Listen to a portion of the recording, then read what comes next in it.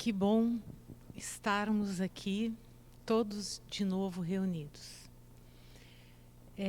Eu não posso deixar de lamentar o fato de não poder estar vendo, como sempre, o salão com os encarnados, com os seus sorrisos, com os seus olhares.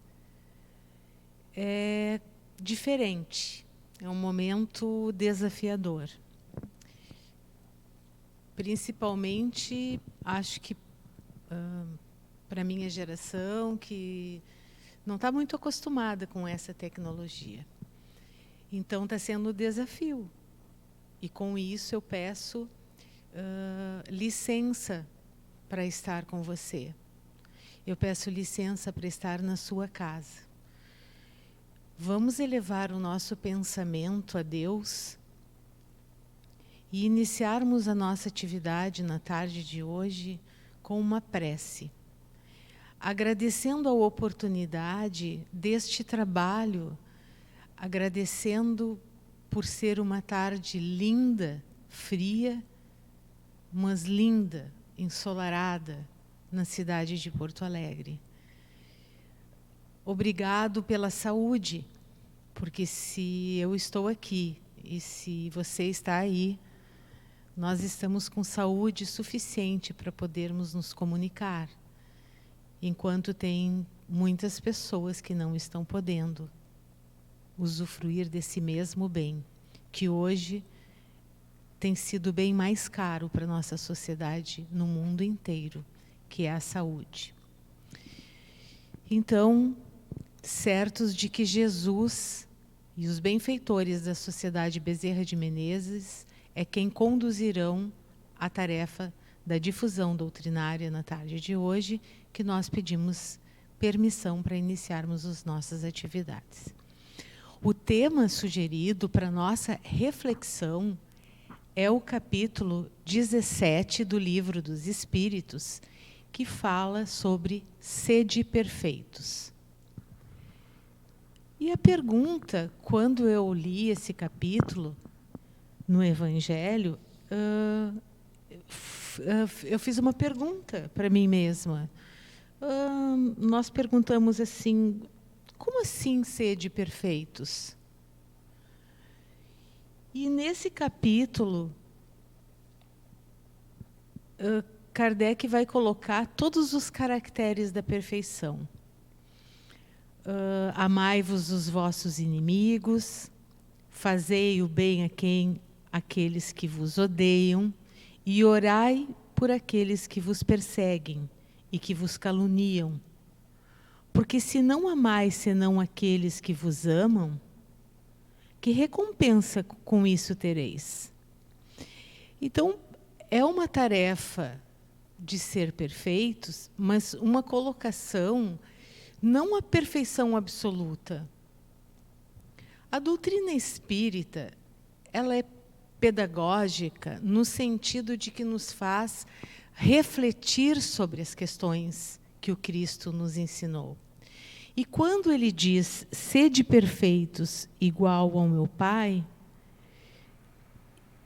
é uma perfeição relativa, é o esforço que nós temos que ter todos os dias e sempre na nossa jornada espiritual para sermos melhores.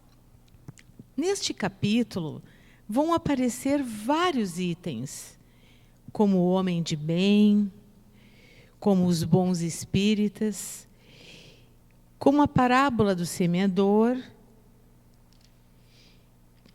vários outros itens. Mas a gente vai se ater hoje, nesse momento, nesses breves instantes que nós estamos aqui, sobre o item o dever. Quais são as instruções do Livro dos Espíritos e dos Espíritos sobre o dever? Que instruções são essas? Então, aqui, se me permitem, eu vou ler um pedacinho para a gente poder refletir. O dever é a obrigação moral diante de si mesmo primeiro e dos outros em seguida. O dever é a lei da vida. Ele se encontra nos mais ínfimos detalhes, assim como nos atos elevados. Não quero falar aqui senão do dever moral, e não daquele que as profissões impõem. Na ordem dos sentimentos, o dever é muito difícil de ser cumprido, porque se acha no antagonismo com as seduções do interesse e do coração. Suas vitórias, ou seja, quando a gente consegue cumprir com os deveres morais, não têm testemunhos, e suas derrotas não têm repressão. O dever íntimo do homem está entregue ao seu livre-arbítrio. O aguilhão da consciência, esse guardião da probidade interior, o adverte e o sustenta, mas permanece frequentemente impotente diante dos sofismas da paixão. O dever do coração, fielmente observado, eleva o homem, mas esse dever, como precisá-lo? Onde começa ele? Onde se detém? O dever começa precisamente no ponto em que ameaçais a felicidade ou a tranquilidade do vosso próximo. Termina no limite que não gostaríeis de ver ultrapassado em relação a vós mesmos. Então, eu parei aqui, continua, né? Eu vou continuar depois ali com a leitura, mas vamos refletir primeiro sobre essa parte. Como assim ser perfeitos é cuidar de mim? Está na minha consciência, é meu dever cuidar de mim. Mas como eu sei quando cuidar de mim não está sendo egoísmo? Quando esse cuidar de mim implica o outro, está em relação ao outro. Nesse livro, Renovando Atitudes, tem uma reflexão que o autor faz. De que maneira que a gente deve observar o dever íntimo? Porque esse dever está impresso dentro de nós. Ele está bem guardado dentro de nós. É ele quem nos alerta nas nossas ações. Diante de tantos os deveres que nós temos, sociais, profissionais, afetivos, que às vezes nos colocam em caminhos divergentes a esse dever. E aí o autor diz: efetivamente nasceste e cresceste apenas para ser único no mundo. Em lugar algum existe alguém igual à tua maneira, nem a tua maneira de ser. Portanto, não podes perder de vista, nunca nós podemos perder de vista essa verdade, que para encontrar o dever é o que nos compete a vida. Nós somos únicos, únicos. Não existe ninguém igual a ti, igual a mim. Nós somos todos particularmente diferentes. E por sermos diferentes, é que nos compete esse dever. E é unicamente nós quem temos que trabalhar conosco nessa aquisição do cumprimento dos deveres diante das leis de Deus. O nosso compromisso e a nossa tarefa mais importante na Terra, que a gente foi preparado, é nos desenvolver na nossa individualidade, no transcorrer da nossa jornada. Essa jornada não é só a jornada desta encarnação. Essa jornada é uma jornada contínua, é uma jornada que ela está em movimento todos os dias, todos os momentos. É comum, e a gente sabe disso, que às vezes a gente lê um livro ou vive uma experiência e passa um tempo e no ano seguinte a gente se depara com a mesma leitura ou com uma cena parecida com aquela que a gente viveu no ano anterior. Só que o nosso jeito de estar diante daquilo já não é mais o mesmo, porque houve uma construção de saberes na interação daqueles momentos. A pedagogia espírita nos mostra que nós, efetivamente, diante de todas as ferramentas que o Evangelho nos coloca, de todas as orientações que o Livro dos Espíritos nos dizem e que os bons espíritos nos orientam, nós vivemos em constante aprendizado e essas ferramentas nos dão suporte para viver momentos como esses, em particular, que nós estamos vivendo na vida da gente. Quando a gente aqui diz assim, ó, a gente tem que cuidar da gente, a gente tem que tratar de evoluir nós, né, nos aprimorarmos diante da vida, com conhecimentos. A preocupação com os deveres alheios nos coloca distante das nossas próprias responsabilidades. O que o autor quer dizer com isso? Que, com todo esse suporte que a doutrina maravilhosa, a doutrina espírita, nos socorre e nos coloca, muitos de nós ainda estamos preocupados com o outro, com o que o outro, como o outro está agindo. E, para isso, eu vou contar uma história. Eu escutei essa história e eu vou contar essa história mais ou menos para simbolizar como que a gente faz sempre um movimento para fora, né? Quando que a doutrina espírita e os espíritos nos colocam como movimento para dentro, para reflexão interior, para voltarmos aqui nessa casa que está aqui dentro de nós, esse espírito que habita aqui nessa alma. Então, como hoje em dia tem toda uma tecnologia de celulares e câmeras fotográficas, conta-se que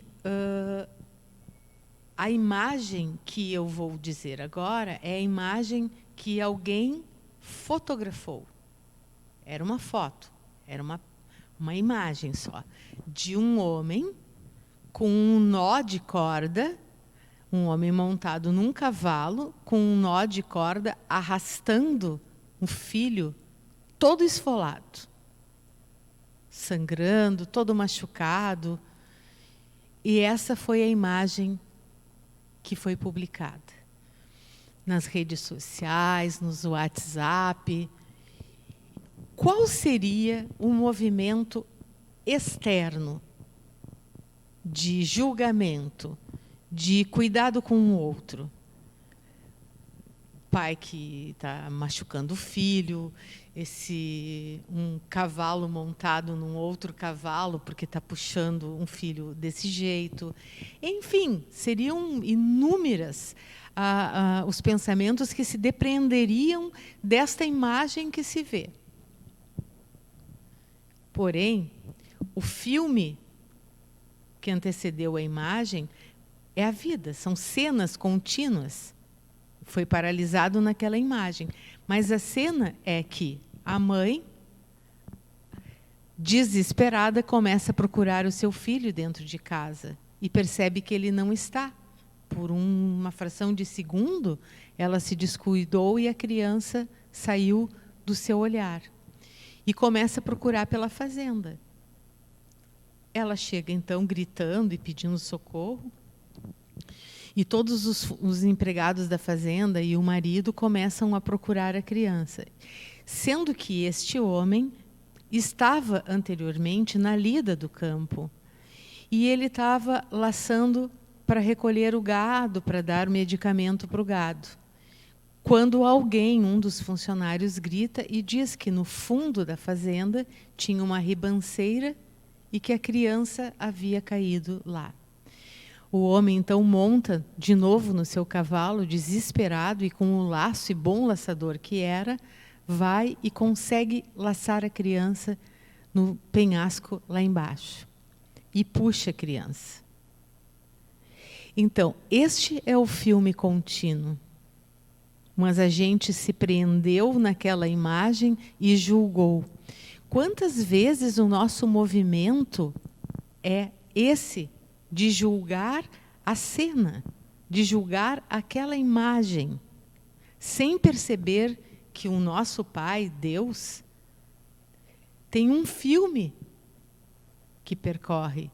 Quantas vezes aquele machucado daquela criança, como estava ali nessa cena, com perna quebrada, sangrando e todo dolorido, teria lhe custado a vida.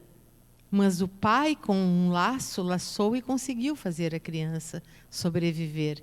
E assim somos nós, esfolados que estamos, machucados que estamos, feridos do modo que estamos. Somos todos os dias laçados por Deus, que é o nosso Pai, que nos oportuniza a vida incessantemente. E a gente, machucado, sofrendo, fica atento àquela cena e fica julgando que o vizinho está se dando melhor, que o colega está melhor do que eu, que aquele que está na minha frente na fila está melhor do que eu. Quando que eu tenho que ser único e o meu dever é fazer com que a vida seja, eu não seja um fardo para as outras pessoas. No livro Nosso Lar, no capítulo 3, quando o Clarencio vai procurar o André Luiz e pergunta no leito do André Luiz, que ele foi recolhido, como que ele está, e isso eu estou falando do André Luiz, não estou falando de nós, porque a gente já é superior a tudo isso. Como que tu estás? Vocês já perceberam isso quando a gente pergunta para alguém que está doente, como que tu estás? Como é que tem sido perguntar nesses momentos agora em que nós estamos vivendo de turbulência, como tu estás para o outro? Bom, eu vou dizer uma coisa para vocês. Eu não tenho me arriscado a fazer essa pergunta, porque o trabalho tem sido tão grande em lidar com aquilo que habita em mim, que eu não estou conseguindo dar conta de perguntar como está o outro. Mas não no movimento de egoísmo, porque eu sei que tem um monte de gente sofrendo, porque eu sei que tem um monte de gente pior, mas eu acho injusto colocar mais gente dentro dessa confusão que está dentro de mim. Eu não sei se eu estou sendo clara e objetiva, mas o movimento não é de egoísmo, o movimento é de eu não ser mais um fardo para o outro. Quando o Clarencio pergunta para o André Luiz como é que ele está, ele desfia, que não é o nosso caso, uma série de coisas. Dói aqui, dói ali, estou machucado, estou sofrendo, não era o lugar que eu queria, está frio, está chovendo, está calor. Enfim, uma série de coisas que o André Luiz fala. E o Clarencio escuta, apenas escuta, não julga, não repreende, apenas escuta. E depois da fala do André Luiz, ele continua dizendo da oportunidade de vida que André Luiz está recebendo. E nessa oportunidade de vida que André Luiz está recebendo, das qualidades, e começa a rever com ele todos os acontecimentos da vida de André Luiz, a tal ponto que no capítulo seguinte, no capítulo 4, quando chega de novo o enfermeiro e pergunta para o André Luiz, como que tu estás hoje? O André Luiz diz, ótimo, maravilhoso. Porque perto de tantas as coisas das quais nós nos comprometemos diante da lei, estar aqui agora, estar vivendo o momento que nós estamos presente, com todas as dificuldades pertinentes do caminho, é um bem. Está sendo um lugar bom para todos nós. Bom no sentido de crescimento, de aperfeiçoamento. Porque no capítulo 17, ainda sobre o dever, os Espíritos nos dizem: Deus criou todos os homens iguais para a dor. Deus criou todos os homens iguais para a dor. Quando a gente lia isso aqui, sem antes avaliar essa pandemia que nós estamos vivendo, nós achávamos que a dor da qual os espíritos se referiam era aquela dor. A dor de dente, a dor de ter perdido um amigo, a dor de ter perdido um emprego, a dor de ter perdido um bem que foi furtado.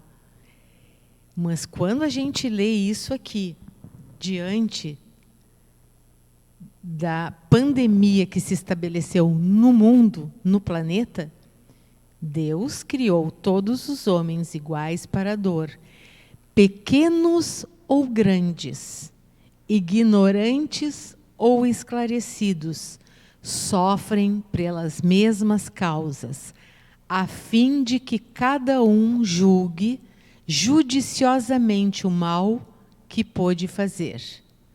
O mesmo critério não existe para o bem.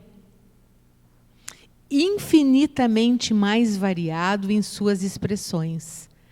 A igualdade da dor, a igualdade diante da dor é uma sublime previdência de Deus, que quer que seus filhos, instruídos pela experiência comum, não cometam o mal, argumentando com a ignorância dos seus efeitos.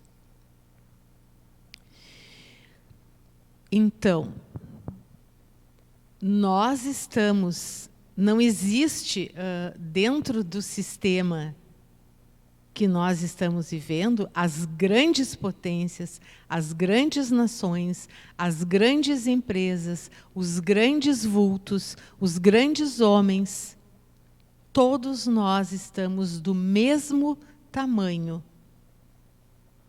O inimigo invisível da pandemia, ele está ameaçando a todos nós. Não adianta o poder de um homem rico, guardando seus bens, acumulando seus bens, para quem? Se não sobreviver ninguém. Então, é um acometimento, a dor está sendo um acometimento de estudo, de reflexão para nós todos. Aqui nesse livro, Autodescobrimento, da Joana de Ângeles, ela fala sobre equilíbrio e saúde, né? Porque quando a gente fala no capítulo de sede perfeitos, que seria essa busca interior que nós procuramos ser e nos diferenciarmos dos outros, cuidando de nós, cuidando dos nossos pensamentos, fazendo as nossas preces, procurando ser o melhor que se possa ser, porque essa é a versão que nós temos. Esse sou eu. Não é a música do Roberto Carlos, esse cara sou eu, mas esse sou eu. E como é que eu estou lidando nesse momento singular e particular de solidão? Nós estamos vivendo momentos de solidão. Obviamente que vai ter pessoas que vão passar por isso tudo sem refletir muito, porque nós não estamos todos no mesmo patamar. Nós estamos todos na mesma nave, planeta Terra, mas não estamos todos com os mesmos conhecimentos. Uns estão mais avançados, outros menos. Uns avançados nas questões intelectuais, outros nas questões morais. Nós estamos em desníveis. Mas o que nós estamos cada um fazendo para nos melhorarmos, para nos acolhermos, para nos dar acolhimento. O que está sendo bom para mim? Todos nós, espíritas ou não, religiosos ou não, seres humanos, estamos vivendo momentos de alguma euforia, de alguma tristeza. E nesse livro Autodescobrimento, do autor espiritual, da Joana de Ângeles, por Divaldo Franco, fala sobre o que o apóstolo Paulo fala no Coríntios, sobre não vos deixeis enganar, más conversações corrompem os bons costumes e certamente perturbam o sistema emocional, contribuindo para distúrbios variados na organização fisiopsíquica de quem as cultiva. Então, ouvir uma notícia, perceber essa notícia e refletir sobre essa notícia, mas não ficar dentro da notícia. Ela diz aqui, a gente pode acolher. Por exemplo, nós estamos vivendo um momento, a proposta da terapia do amor é sobre saber fazer assim, eu vou eleger o que me agrada e o que não me agrada. O que entra em choque com as minhas emoções e o que não entra em choque com as minhas emoções. É um momento que a gente, às vezes, vai estar indignado, às vezes a gente vai estar triste, mas não vamos nos afundar nisso, nos perceber. Eu sou humano, eu estou sofrendo.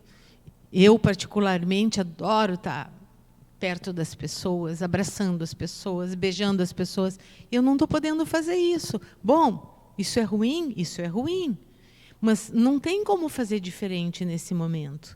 Esse momento é o que nós estamos passando. É agora, é isso aqui. Nós estamos nos encaminhando para o final. Então, basicamente, sede perfeitos é procurar nos perceber. Aquilo que nos faz diferente, aquilo que nos agrada, e não ficarmos presos a más notícias, presos a más conversações, a coisas que não vão nos levar a nada. Vem comigo. Eu vou ler uma letra de uma música. E nós vamos já nos encaminhando para o final, refletindo sobre a letra dessa música. Tudo vai passar. Nada do que foi será de novo do jeito que já foi um dia. Tudo passa e tudo passará. A vida vem em ondas como o mar, num indo e vindo infinito. Tudo o que se vê não é igual o que a gente viu há um segundo. Tudo muda o tempo todo no mundo. Não adianta fugir, nem mentir. Para si mesmo, agora, há tanta vida lá fora, aqui dentro sempre. Meus irmãos, eu espero e eu rogo para que você perceba que tudo isso vai passar e que a vida sempre continua, sempre continua. Guarda isso. Deus, nosso Pai Todo-Poderoso, nos criou para isso, para irmos buscando a perfeição e cuidando de cada um de nós, porque tudo isso, a tua dor vai passar, a minha dor vai passar e nós voltaremos diferentes, mas voltaremos. Obrigado às equipes espirituais de Dr. Bezerra de Menezes. Obrigado a Deus pela concessão da vida. Obrigado aos mentores espirituais e a todos aqueles que eu possa ter estado com você no seu lar e que Deus esteja contigo, assim como está com todos nós. Que assim seja.